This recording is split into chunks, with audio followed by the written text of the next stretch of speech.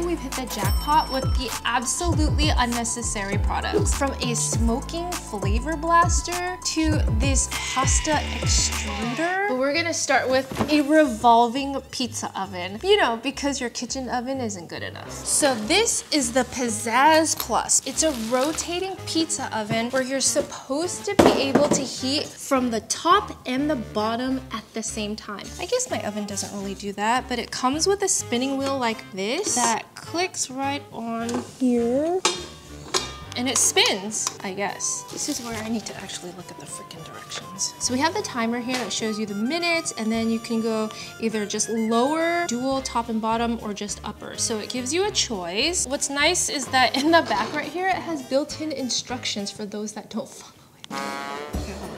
I realize as soon as I plug it in, it turns on, so there's no like on or off button. But today I'm gonna be testing both fresh, take and bake kind of pizza and frozen. This one is a basil pesto cheese pizza. It actually looks pretty good. I'll put it in the center. It's 12 minutes, that's actually not bad. Let's see how long it takes for it to melt the cheese. It's just blowing like hot air. The fact that I can leave my hand here tells me that it's not that hot, but maybe it just needs a little bit of time to preheat. Here's the thing. It's rotating, it cooks and the fan blows on it, but then it goes out here. And if it's like cold outside, the pizza's gonna get cold right away, right? Watching cheese melt is like watching paint dry. It just takes forever. Later. Okay, so we have about 4 minutes left, and I don't know if it's just like the cheese that they used. Obviously it's mozzarella, but it's not like getting the melty mozzarella cheese that you're used to. It does smell good though. Don't all pizzas smell good? I mean, under the heat source, you definitely get bubbles. 2 more minutes and this is what my pizza looks like. You know what I'm noticing too? Is that the middle has not bubbled at all. I wonder if it's even cooked yet. And how am I gonna remove it? You bet I have a pizza peel. Yeah, there's no off button, so I just have to unplug it real quick. I feel like there should be an off button. Okay, I'm not entirely sure how this did with the fresh since I haven't tried it yet, but I do want to try it with the frozen. I'm not sure if the cheese not melting is because of the pizza that I got or if it's because of the machine. But I did get some really good cheese pizza here too that's frozen. Like, look at these shreds of cheese compared to that one. Hopefully it'll do a better job melting, or at least having like that melty gooey cheese that you're used to seeing on pizza. You gotta spread the pepperoni out. Definitely frozen. 15 minutes. It's not even flat.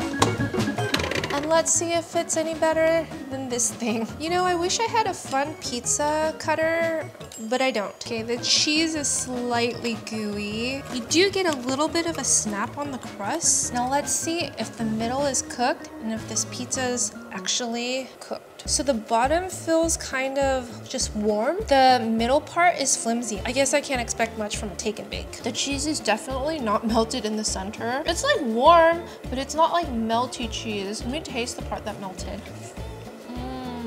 I mean, can you go wrong with pizza? Let's see how this one does. Okay, cool. My pizza's flattened out. It's been like 5 minutes. It's not looking too melty, but the pepperoni is starting to look a little more oily. So we have 5 minutes left, and we're definitely getting the melty cheese that we're looking for, at least around the edges. And then I'm also noticing pepperoni cups. So I guess like the quality of the pizza matters. And I guess the fact that I'm already starting with the warm machine makes a little bit of a difference. I feel like the cheese should have still melted like better on that one. But I will tell you, if I had like a 7-Eleven convenience store, I would totally have this on display just for the coolness factor of it. I mean, we already have a clear winner on which pizza cooked better on here, clearly. So I'm just gonna pack away this pizza. Remember the pizza storage box? Apparently there is such thing as leftover pizza. Yeah, this dough is still kind of raw. Ooh, the cheese in the middle is also melty. There's a little bit of brownness to it.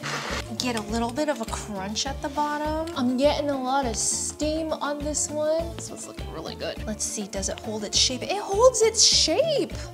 I like my crust crispy, so it probably could have used an extra minute or two to be like extra crispy. Overall, I gotta say I'm kind of impressed with this pizza. Like if you got a good pizza, it'll do a decent job because this is actually really delicious. Because it did a good job of like melting everything. The thing is, why wouldn't I just stick it into my oven? But the coolness factor is kind of there. This one's a little hard for me to judge, you guys, because on the unnecessary factor, it's way up there. Like, I don't need this thing. It's also kind of cool and I liked it. It did its job. So I'm gonna give it 7 out of 10. If you guys think that I can't find any more unnecessary products, you're wrong. This is not one of those massaging guns. It's a pasta extruder. It comes with this main part that's supposed to push out the pasta dough that goes in here. I guess you just attach it.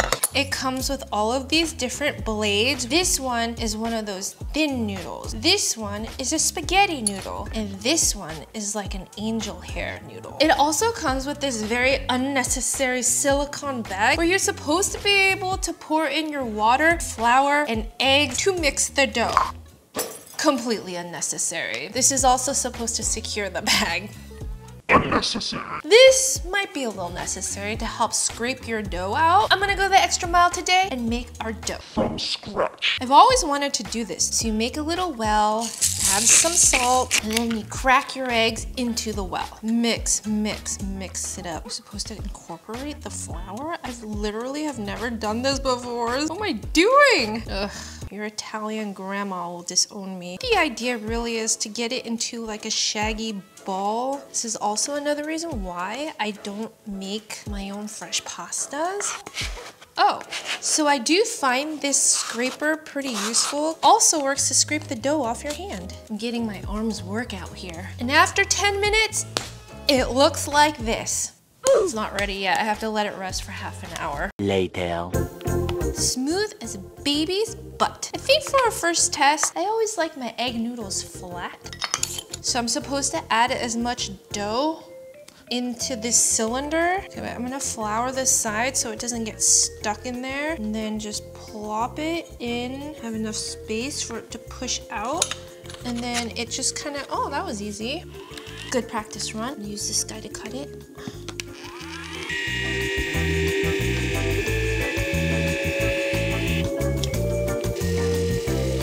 It floats to the top when it's done. She's thick. But let's try the angel hair.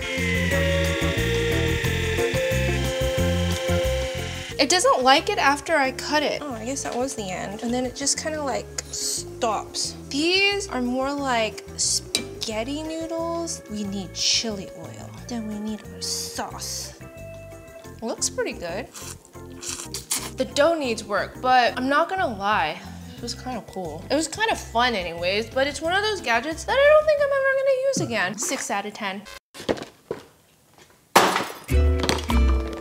Oh, what do I have here? Oh, you know, just a ball that apparently makes ice cream. Didn't your mom ever teach you not to play ball in the house? You're supposed to be able to add your cream, sugar, and whatever ice cream flavors you like into this chamber right here. And then at the bottom, you add ice and rock salt. And then you just kick it around. I mean, we've seen it all, haven't we? If this isn't the most unnecessary product, I don't even know. But stay tuned, because I have the most unnecessary product coming up. It's kind of hard to like stand it up. Okay, here you go. I guess that kind of helps a little bit. Whipping cream, it's kind of a lot. I guess the idea of this is to kind of like mimic a churning ice cream machine and make it fun. We got sugar, vanilla, some salt. The only kind of ice cream worth eating, cookies and cream. Tell me I'm wrong. With a little bit of sprinkles, because it's a birthday cake Oreos. Seal it up, pray that it does not spill. Okay, and then at the bottom, I'm supposed to be able to add ice cream salt, also known as rock salt. This is kind of cool because it's like a science and a sports experiment here. We need the ice. Well, it used to be pebble ice, but I got that pebble ice so that it could fit in here. Add half a cup of rock salt. 1, 2. I'm gonna add more ice. You guys ready to go kick the ball around? Let's kick this ball around. Ollie, let's go. Working out your calories. I can't even talk. Ah! Ready? Ready, Els? Ready? Ready? Oh! He's like, what is that? Right? Oh! Yeah! Yeah, Els!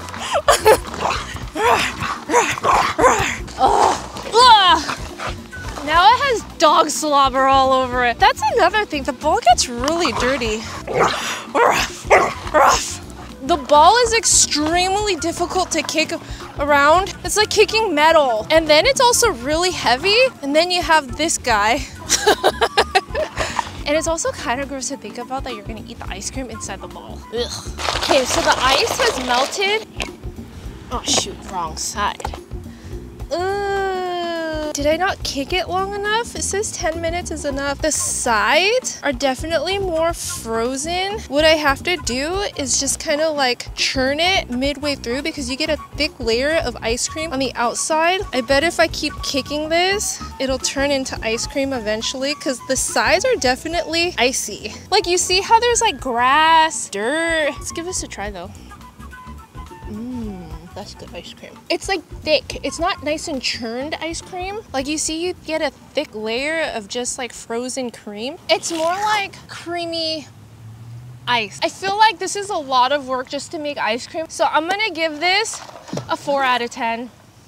There's a lot of equipment in this shape, and I thought this was the flavor blaster, but apparently this is a knockoff. You're supposed to be able to use this as a smoker or a flavor infuser for your cocktails or cheese or steak, even ice. But I'm not really sure why you would need this. So I mean, it already is pretty unnecessary, right? But if you wanted to, You have the option. Life is about opportunity to infuse whatever you want with citrus, coffee, wood, apple, or mixed berry. It's kind of complicated. I'm supposed to be able to fill this little chamber right here with the flavor. Put it in here. There's a little piece of cotton in there. And then I'm just gonna fill it, and then the black thing goes on top. Okay, so while that rests, I'm supposed to fill a little cup with vapor bubble solution. Oh, it's like a bubble gun. Insert the tank this way.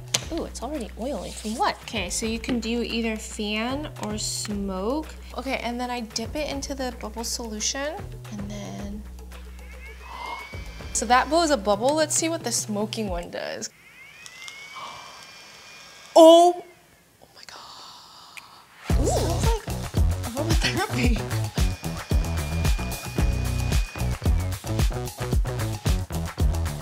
Unnecessary things can be totally cool, but you're supposed to be able to use this on food. So I've always wondered how they make smoked cheese, and I guess they do like a cold smoke, and there is a wood option in there, but since I already have like citrus aromas in here, so we're gonna smoke some cheese. Blast it, and then keep it there for a little bit. I guess because it's porous, oh wow. It's neat to see food science at work sometimes. I was told that ice is also very porous, and on drinks, it's better to smoke the ice and to do like a really cool drink, which I think would be really fun for Halloween. Don't worry guys, this is just ginger ale. Oh, wow. My goal is to get it domed on the glass.